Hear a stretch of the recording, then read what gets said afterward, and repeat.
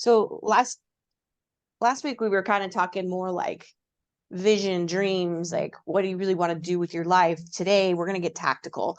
And so I'll send the materials to you guys after we're done, but there's a couple spreadsheets and a couple things we're going to look at. So we're going to talk about what does it look like, Audrey, if you want to make X dollars, what does that look like as far as like your benchmarks, right? And then looking at some of the average conversion rates. And so digging into that and being tactical. I'm going to give you guys a spreadsheet that you can fill out.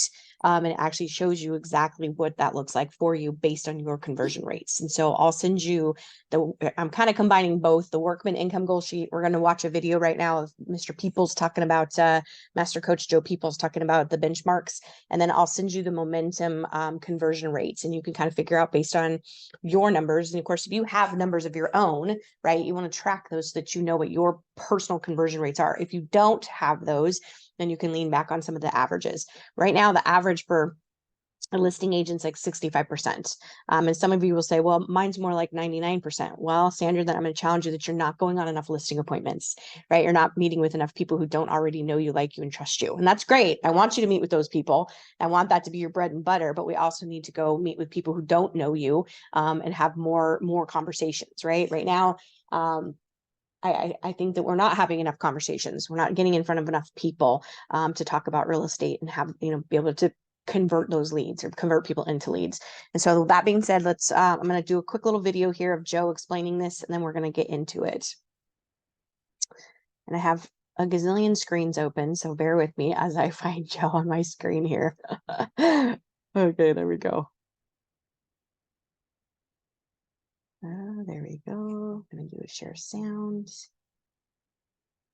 And some of you might have already watched this, but it's just a quick little reminder about.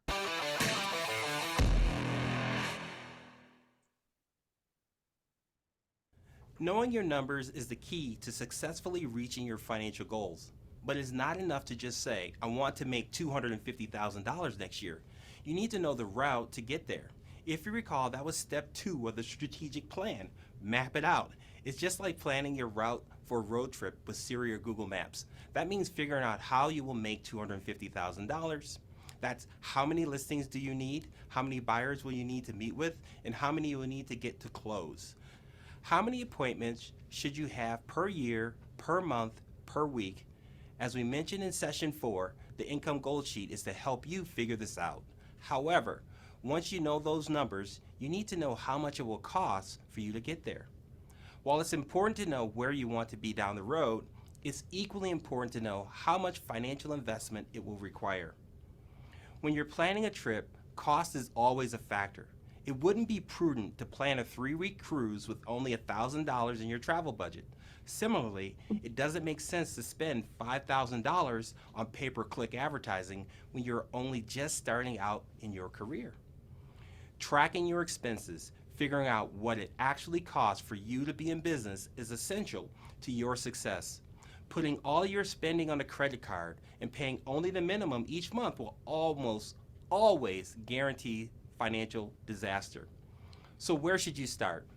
We've designed an easy-to-use cash flow budget worksheet. Use it to document your monthly, quarterly, and yearly business expenses. Take a minute right now and look at the worksheet. As you can see, it includes the most common expenses for a real estate agent. Write down what you pay each month, quarter, and year for the items listed.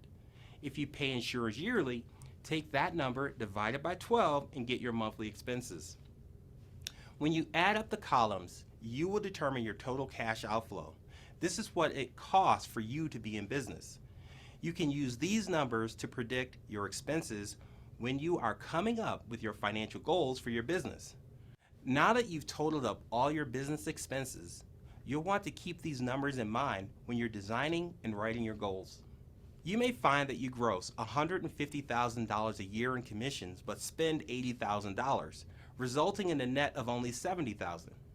Knowing both sides of the numbers is critical to your financial plan. As you're planning your budget for the year, keep in mind that your gross income is not all yours to keep.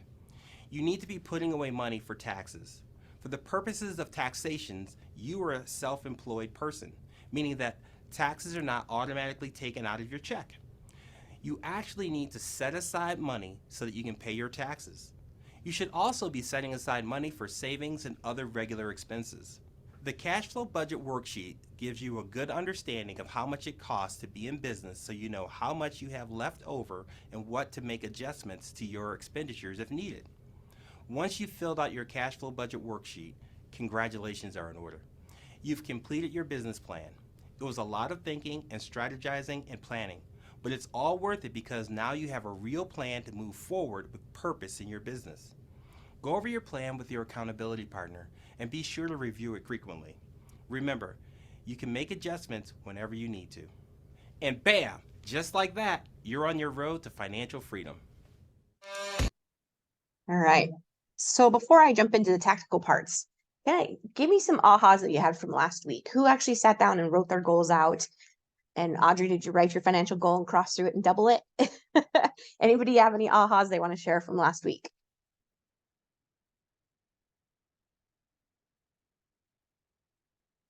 No, you guys are all quiet today. Rick's thinking. Sandra, you're muted if you're telling us something. Yeah, it's because the dog, so you just have to explain, you have to excuse the dog. No Um, worries.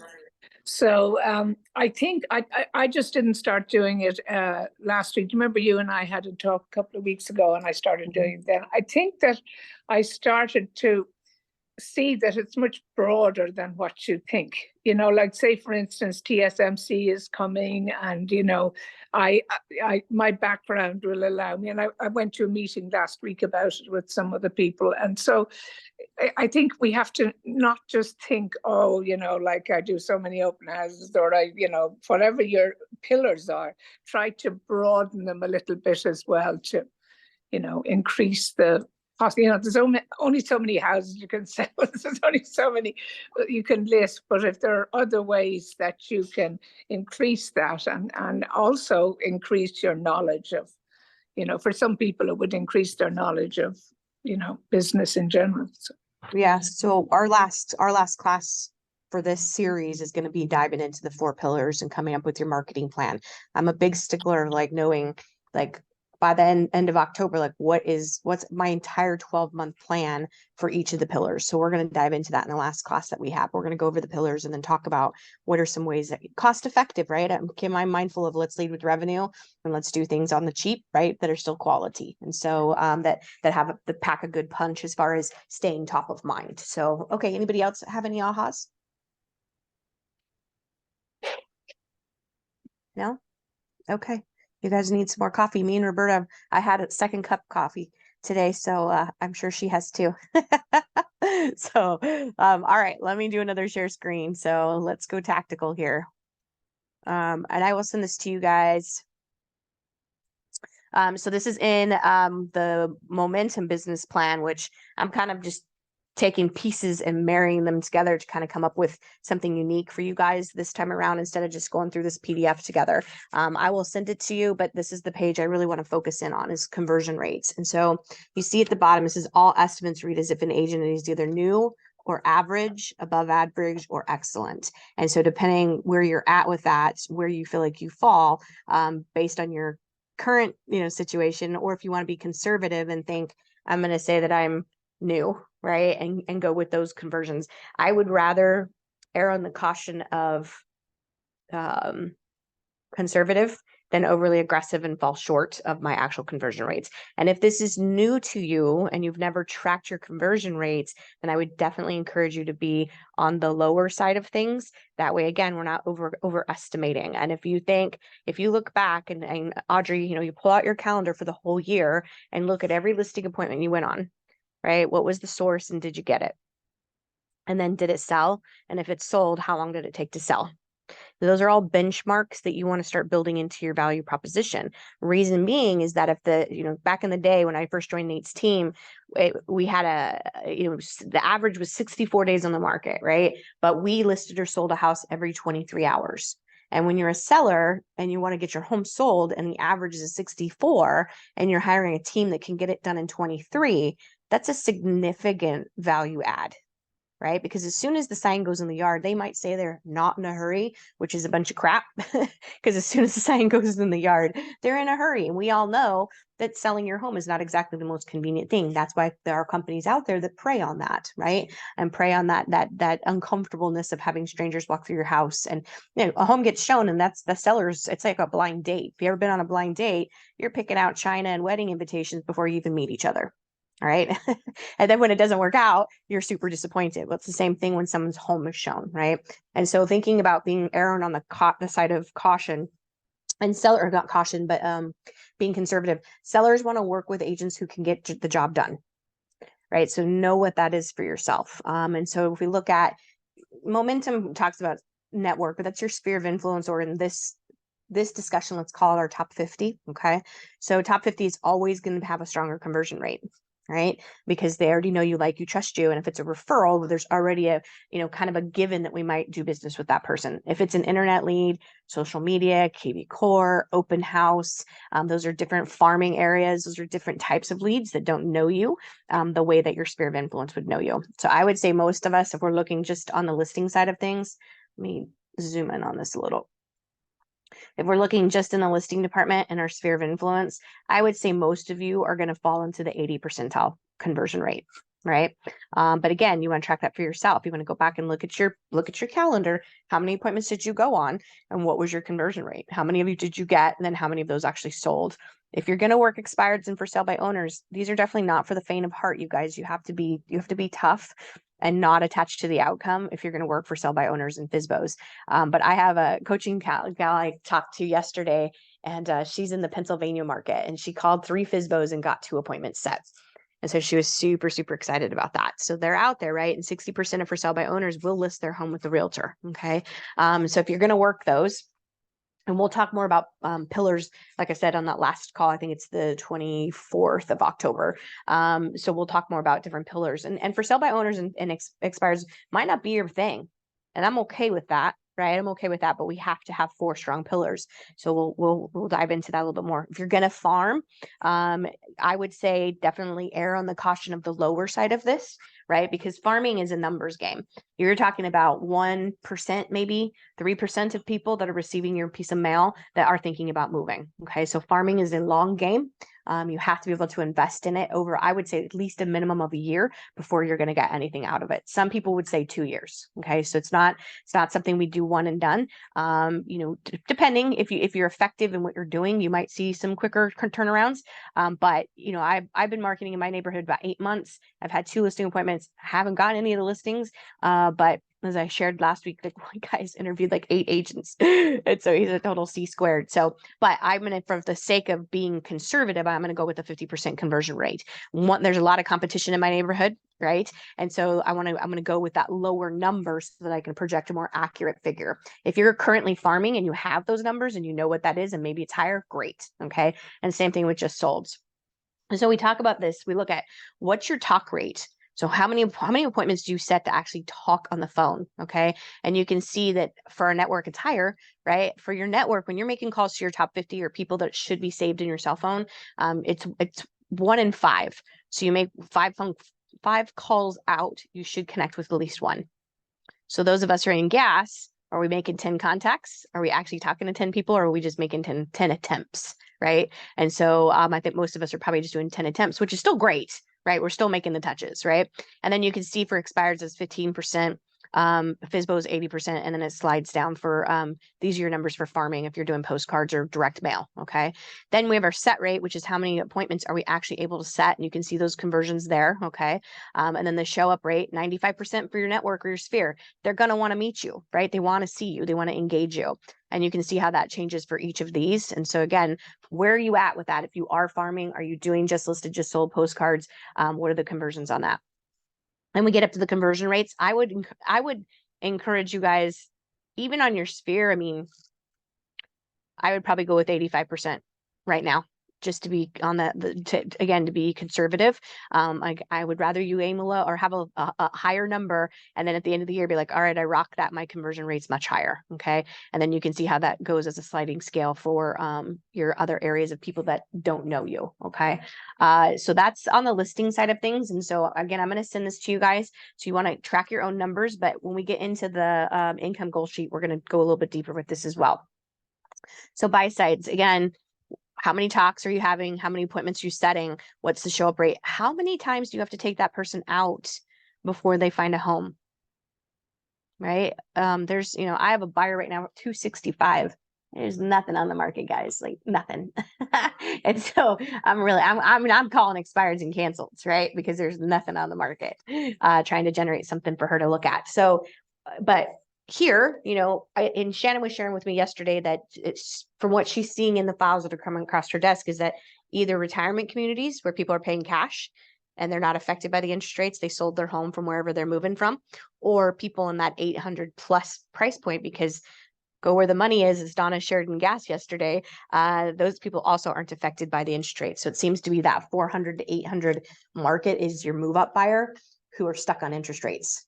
Right, they're stuck because they got that 3.5, 3.75, right? So that's the kind of the bottleneck that's happening in our marketplace. So great story about, I don't know if you guys know Ben Orozco in this office. He's actually Nate's nephew. Anyway, when we were on the team together, Ben would say to his client, I'm going to take you out, Audrey, and I'm going to show you the 5 best homes that fit your criteria, and you're going to buy one of them. And 9 times out of 10, that's exactly what happened. He would take them out, show them 5 houses, bring them back to the office, and they would write an offer on one of them. And so because he gave them permission to act and was in control of that, right? I mean, I've had a buyer that I've shown 50 houses to over a course of time. Like, it happens, right? And so but we giving people permission to act, right? And that was a very intentional thing that he would say, and it worked, right? So tracking that, how many times do we have to take these people out? And why is that important to someone? Anybody got any idea, if I'm a buyer, why that's important, that you're bragging to me about how many times it takes you to find me the perfect house? We talk in momentum. The script is that, I specialize in helping people find homes. Or no, I'm sorry, I'm mixing that up with the expired. Is that how? I'm totally drawing a blank now. I need more coffee, Roberta. Let's see, something about wanting the home you get and getting the home you want. So there are buyers in the COVID market that maybe bought houses that they really didn't like. Yeah, because they didn't have a choice, right? That was all that was there. It was the 17th house they written on. At that point, they just didn't care, right? And so it's important to track that, right? So tracking the car rates. And then it's also important to how many contracts do you write? This demonstrates your negotiation skills. And if you're a buyer, you want someone who's strong on negotiation skills. You want someone that's going to advocate for your client. There was a gal that was in our office who had a team. She's not here anymore, but they had a very clear distinction in when they represented sellers versus when they represented buyers. And it was very curious to me because most agents kind of fall into a cadence of their negotiation style. And this gal was on her listings, they always sold for at least asking or slightly above. And on her buy sides, even in a strong market, she would negotiate either concessions or price or something, right? That she would negotiate. And it was a very clear distinction. Hold on, I got somebody in the waiting room. So do you guys have that? Do you have a clear distinction of what is your style, Sandra, when you represent a buyer versus a seller? Okay. And so how many offers do you have to write?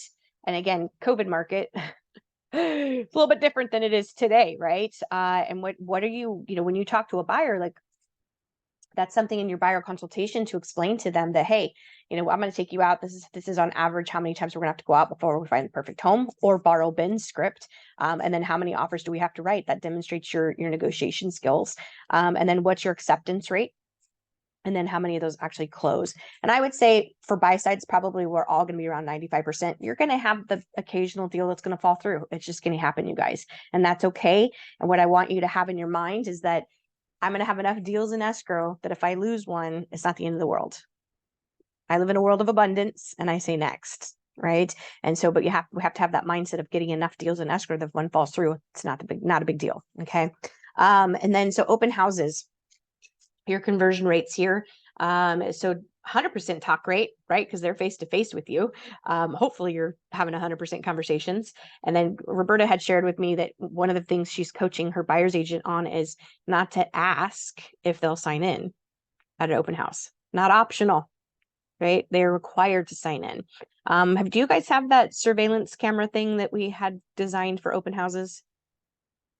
Okay, No. I'll send that out too. It's a thing that basically you put on the door that's got a surveillance camera, and it says something to the effect that you'll be asked to sign in. It's a privilege, not a right, to attend this open house. So let me write that. From surveillance. Okay. All right. So then we have, so open houses, you can see 100%.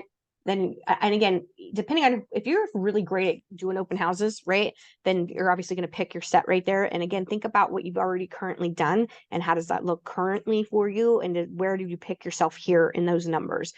And then you're going to do the math all the way up, right, and figuring out what that looks like. Farming, same thing. Property calls. To me, I love sign calls. Sign calls are amazing. They're actually calling off the sign, taking the time right then. I think we have a pretty good shot at converting those.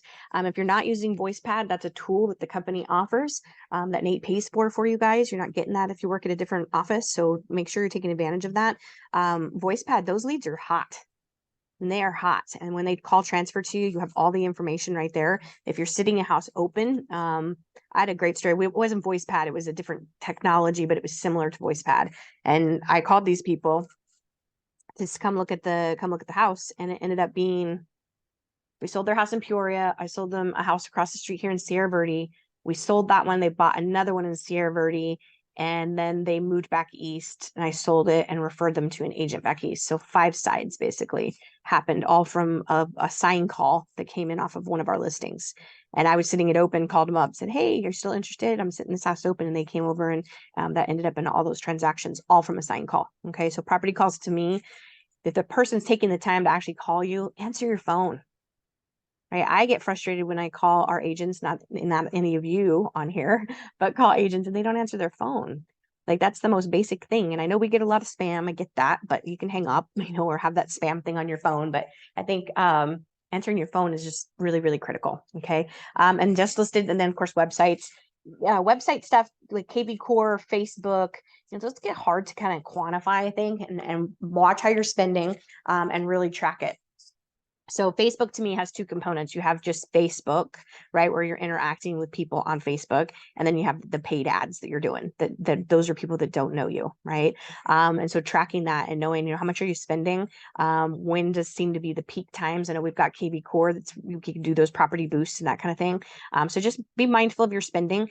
You want to see 3 times the return on investment. So if you're spending $100 on something, the goal would be to make $300 to $400. Okay, so do the math on bigger things. And always don't do any ads without getting Shannon's approval on stuff. So especially since we just had the commissioner here talking about marketing being a hot button. So make sure you're getting approval on that. So, and just another thing too on internet leads, you guys, internet leads take time. They take nurturing. The money is made in the 12th to the 15th touch. So if you're only calling 3 times and telling that, thinking that person's not going to buy a house, then you're not going to make any money. You have to continue. And as Burl would say, is you keep following up until they either buy or tell you to die. A girl in our office had a Boomtown lead that 2 years she nurtured this lead. And it came to find out that the guy gave her a fake name, but it ended up being close to $1 million. That was like 900 and some odd thousand between 2 transactions that he bought from her. And had she given up, right, that would not have come to fruition. So just keep in mind, if you're going to work internet leads, you got to be in for the long haul, because they do take time. Okay. And some people start their buying process 2 years in advance. They start poking around, they end up on a website and they're not really ready. Life happens. They got credit issues. They got to save money, blah, blah, blah, blah, blah. Right. So those sometimes they do take time. Okay. Now, that being said, just popped in my head, is that if you guys are working your sphere of influence and you sold a house to somebody who has 2 children, and those children are becoming of age where they might be thinking about buying a home, wouldn't it make sense to get in front of them? Like, I was already talking to my nephews about buying houses, right? They're 18 and 22. And so I'm already talking to them about that, what that looks like. And so can we get in front of those people?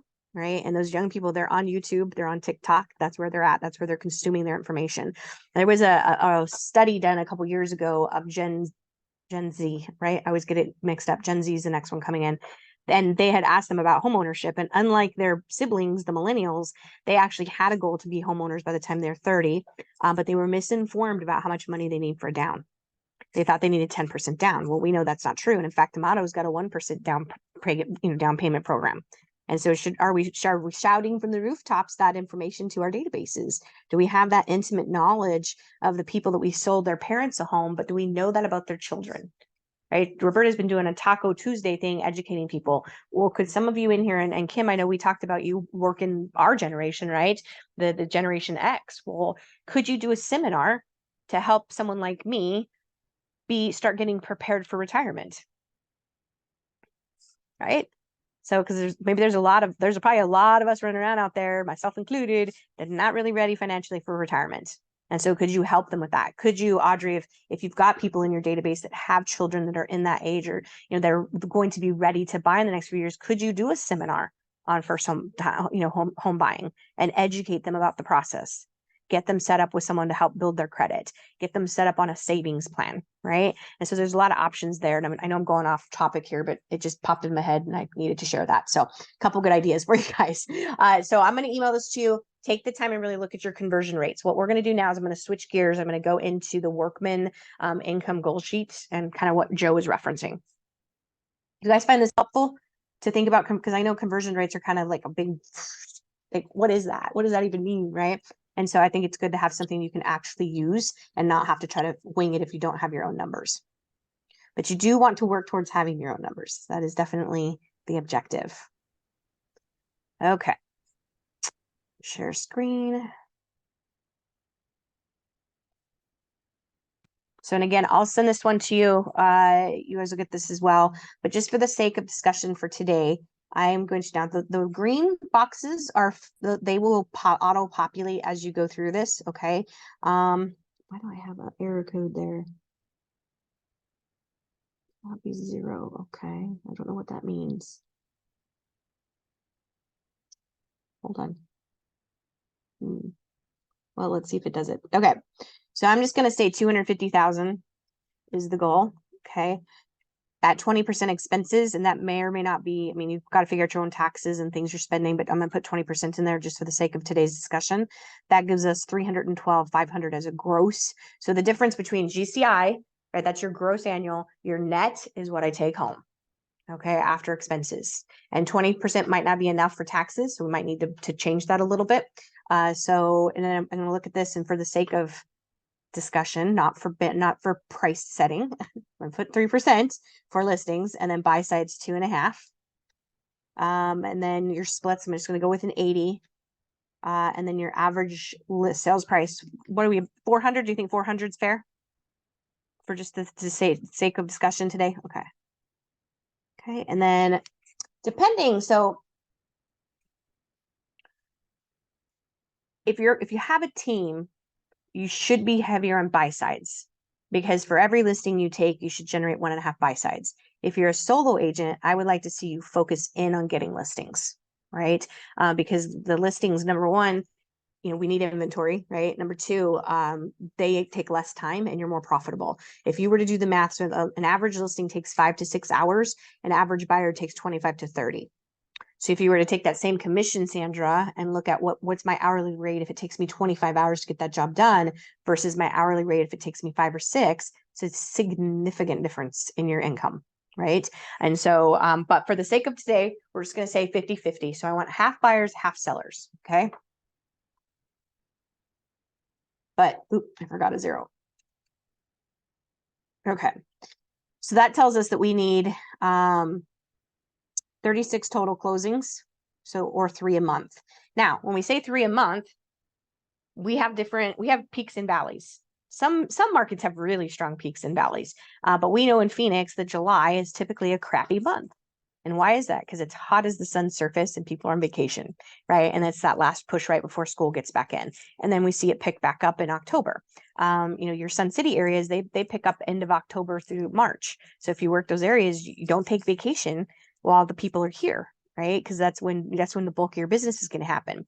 And so knowing when your peaks are, and you guys can go into MLS and look at the whole year. Go January, see how many homes sold in January, how many homes February, et cetera, et cetera. You can identify where the peaks are in our market. And again, you don't want to take vacation when you're going to be the busiest. And so, yeah, it comes to an average of 3, but maybe it's 1 in January, 1 in February, and it's 4, 5, 6 in the other months out throughout the year. Right. And so the only way to know that is to track your stuff. But a good baseline is that, hey, I want to sell 3 houses a month. And that's, I think, pretty doable. Should be anyway, if we're doing the right activities. So if I come down here and I go to, if I have to have 16 listings sold, and given the ratio of listings to listings sold, okay, so we know in Phoenix that 75% of our listings sell, okay?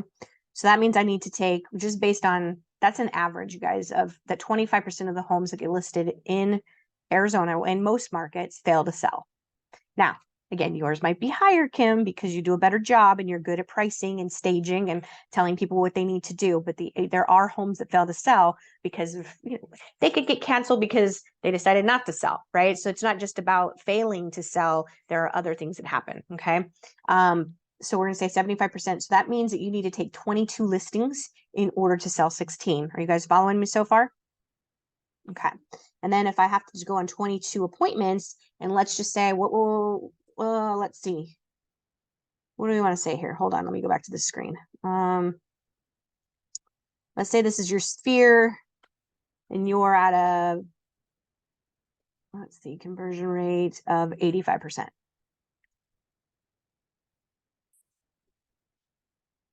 Whereas the average is 65%. But that means if you're converting 85% of the appointments you go on, that means you need to go on 26 appointments next year if you want to land 16 closings. Does that make sense? So then that breaks down to, you have to have 2 presentations monthly, okay? Or every 14 days. So what I would do if and again, you're going to go in and put your own numbers in here when you get this document, but I would create a thermometer somewhere in my office that either starts at 0 and I tick up to 26, or it starts at 26 and I tick down to 0. Have some kind of a visual aid that you can track that. To me, it's one thing to understand that I need to sell 3 houses a month in order to hit my financial goal. But it's a whole other to track, like, how many face-to-faces do I need to have? Right? Do you guys agree with that? I mean, to me, that's a game changer. If you know that I got to go on 26, I got to go on appointment every 14 days. I'm going to do everything I can humanly do to make that happen. So that every 14 days. And if you think about it, 2.13 listing presentations a month is nothing. I mean, it's really not that much. Okay. And I hope that helps to kind of break it down into like a really bite-sized, manageable, I can do that type of goal. Okay. So the same thing over here, if we got to go on 20 buyer sides, let's go back and look at the buyer side conversions. Let's go with 90%. So that means you need to have 22 buy sides per year. And again, that's basically comes down to 1.81 buyers per month. Okay. So add those together, it's basically 4 appointments a month that you need to go on, 1 a week. Does that feel doable, Audrey, to go on 1 appointment a week? Yeah, right. I think so. And then this just gives you some ideas down here of activities that you can do. So 100 doors, right? 1 open house per week, cold calling every day until 1 appointment's met. Talk to your sphere monthly, right? And then floor time, we have rock times all of you guys can take advantage of in between the 2 offices. So make sure when Daniel reaches out, if you want rock time, take it, right? I've closed lots of business from being on rock. I mean, the leads that walk in are solid because they're stopping their car and driving in, and they're intentionally looking for Remax or real estate office, right? So make sure, don't take that time lightly. Come in here and work. Be here, be present. The phone rings or someone walks in, that's Remax paying you to be here. And so take advantage of that floor time. Plus for me, I don't know. I mean, I'm effective at home, but there is a difference in being in the office and being in this energy. And if you guys coach with me, Monique and Jennifer, are you on here still, Jennifer? When you go in, when you get up and get dressed and go to the office, you're just far more productive. And so, right? I mean, I don't know if she'll come off mute, but I know that Monique has told me that, and I know Jennifer's told me that too. So, okay, so I'm going to send this to you guys. What do you think? Is this helpful? Yeah, What were you going to it's say? Roberta. Okay, go ahead. I was going to back you on that.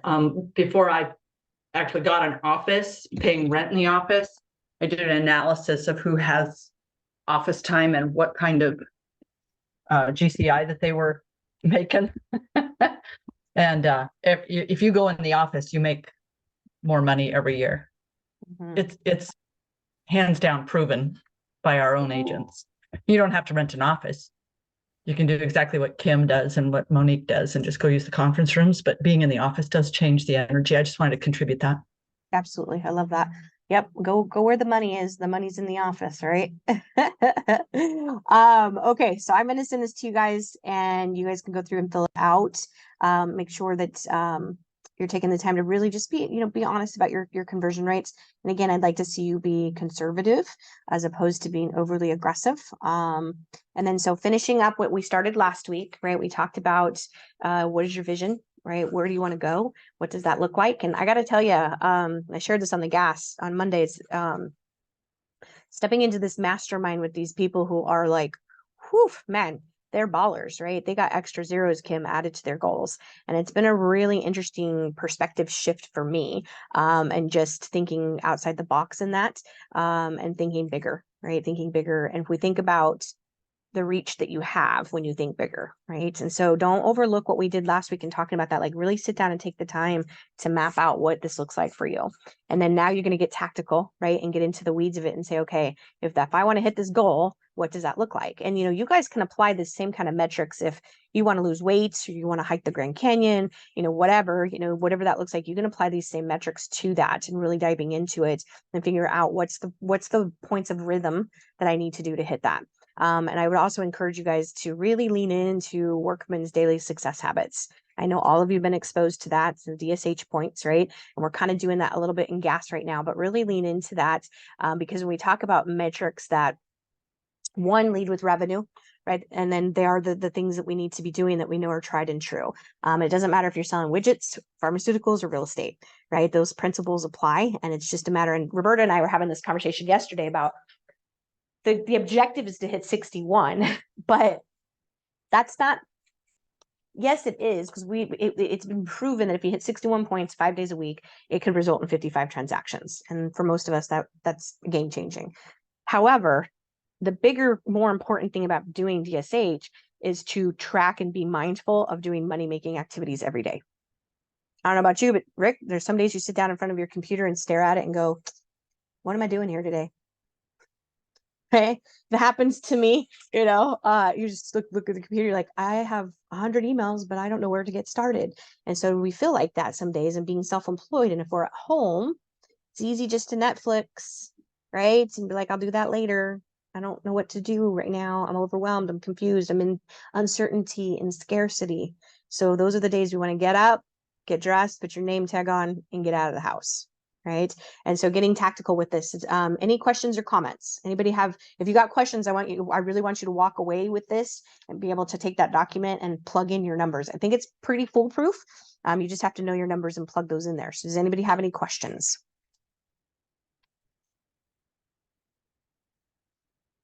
Kim, you're coming off mute. No, it looked like you were coming off mute. Audrey, do you have any questions? No? Okay. All right. Jennifer, how are you doing? You're in witness protection today. And thank you for being here. I'm all good. Good, good. Okay, cool. Well, that's what I have for you guys today. We're not quite at the top of the hour. So take this. I'm going to send it to you right now. Do you want the full? I'll send you the full momentum business plan, even though we're not necessarily going through the whole thing, but I'll go ahead and email it to you along with the surveillance form and the spreadsheet. So, and you guys have access to all the BAM, ramp, slam, all that stuff you have access to in the training center. So that little video I played you guys have access to that, right? So that is at your fingertips anytime you want to go in and watch those. So if you want to rewatch Joe, you can go do that. Okay. Let's see. What do we have on the books this week? What is Wednesday or Thursday? Hold on. Let's see what we got. The Workman thing's tomorrow. Workman, oh, the Remax thing. That Workman have their Jared James and Burl and Amy Lessinger. Yeah. Okay. Yeah. So Alex is doing win the listing with KB Core on Thursday at 9 a.m. That'll be on Zoom, and then we're doing the bingo in business in the afternoon on Thursday. So that's going to be basically a call time. So coming in and being together. My understanding is there'll be some food and drinks, and Kim put together a really fun bingo game for you guys. So it'll be, and I think there's going to be a prize for whoever gets bingo. But if you've never participated in a call prospecting thing like that, you really should come. It's a lot of fun, and there's a lot of good energy that happens with it. And people, you can hear people on the phones and setting appointments. And it's just, Kim used to do that on Joe's team, right? That was kind of a mandatory thing that Joe would do once a month, right? I don't know if it was mandatory, but I always thrive in that. I always go because I'm so productive during call nights. I don't know why, but awesome. I love it. Is what it is. Yeah, cool. Okay, so that's what we got going on. So make sure you guys RSVP for that too. Definitely, not all brokerages are organizing call nights for our agents, and we recognize that there's some real struggles out there. And I'm not here to, I go on my little rants. I'm not here to be Pollyanna or dismiss the challenges that we're having, but I also think that we got to do more, right? We got to participate in the call night, come to classes, dive in, use the tools that we have, and get crystal clear about what next year looks like for you. So, because it's out there, we just got to go find it, guys. That's it, right? You need to know, Audrey, what's your slice of the pie, and let's go formulate a plan to make it happen, right? So cool. Okay, that's all I got for you guys today. Thank you for being here, and thank you to Roberta and Rick for your hospitality last night. It was lovely. So you ever get a chance to hang out with these two, I highly recommend it, because you will come away a better version of yourself. So that's what I have to say for today. And you guys, if you need anything, reach out. Otherwise, have a great day. Thanks, Sarah. You're Thank welcome. you. Bye. Bye. See you next week. Thanks, Sarah. Bye. Bye.